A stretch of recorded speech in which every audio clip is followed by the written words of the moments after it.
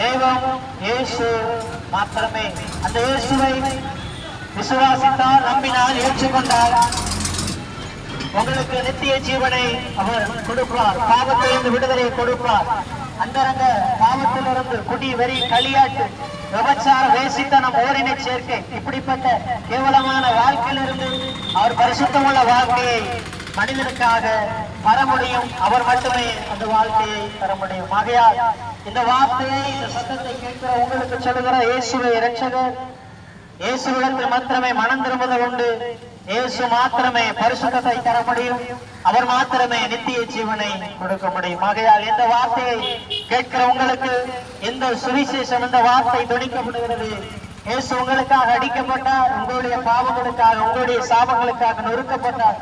அவர் மீண்டும் வருவார். அவரை ஏற்றுக்கொள்ளுங்கள், மனம் திரும்புங்கள். அதை சீக்கிரத்திலே இயேசு